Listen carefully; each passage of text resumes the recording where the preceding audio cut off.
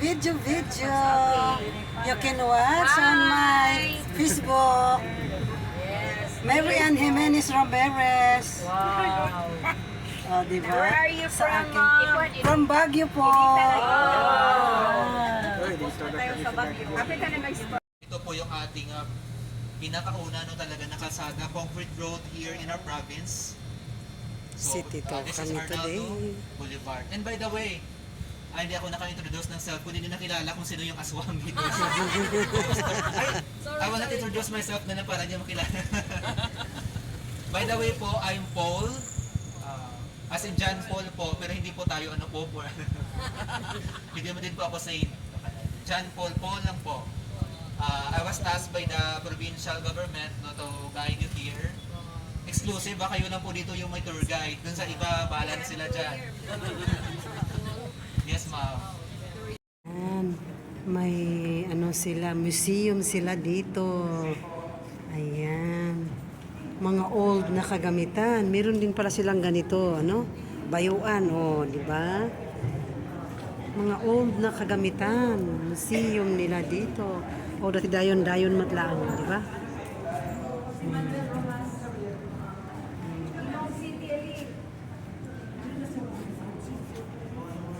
Manuel Rojas Trinidad.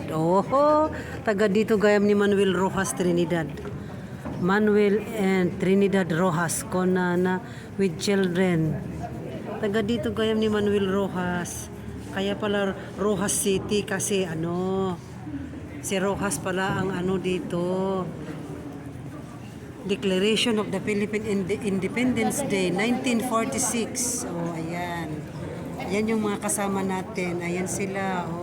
Buti pa sila naka-t-shirt na sa ng SSBP. Ayan, Declaration of the Philippine Independence Day 1946. And welcome sa first stop po natin. And this is the Manuel Museo. And doon po sa harap ng ating Rojas City Cathedral, hanggang doon po sa ating pinakamalaking pagong. Ayan.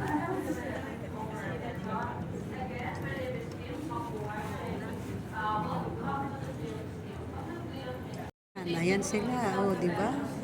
Yan si Rojas. Kaya pala Rojas City ito.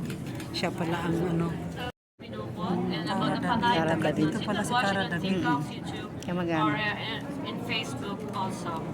And then here on this side, we have the three periods: Spanish, American, and Japanese. So during the Spanish period, the first settlement is Cebu, but the second settlement is Panay.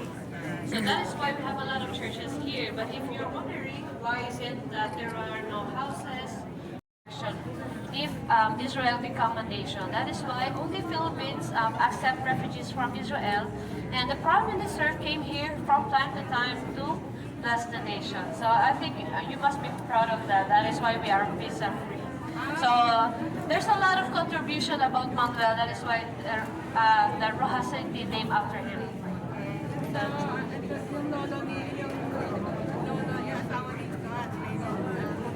Oh, yeah.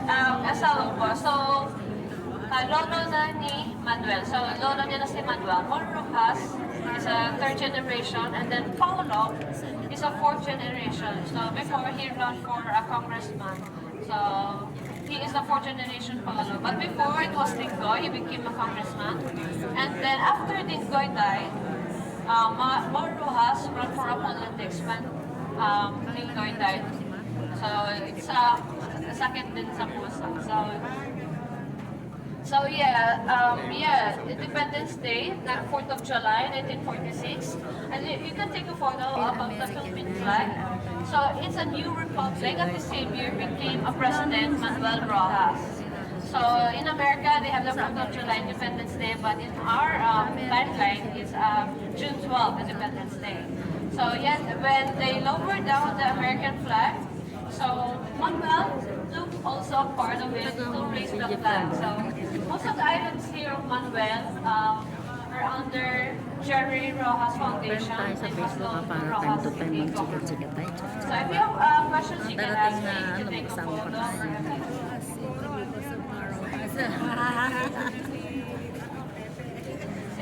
Fourth pa din, fourth boy. Yes, po. Kasi Fourth generation. Si Paula is from the first wife. Yeah, from the first wife before. So, Pepe and Pilar is fourth generation pa din. So, during the time of Mar Rojas. Senator Yes, Mar po. Rojas. Yes, Fourth po. generation So, daw. Pepe and Pilar also come here and they are very playful. Kaya pala and Rojas very City. So, they speak Ilonggo, Hiligaynon. So, in our language here in Alisin mo muna yung Everyone po, mag-portrait tayo. 3, 2, 1. ano talaga, oh. You can go down to the one to offer your praise. went through the healing, they still died. One, two. No, because the Lord, it was explained to us that the healing is not just, physical healing.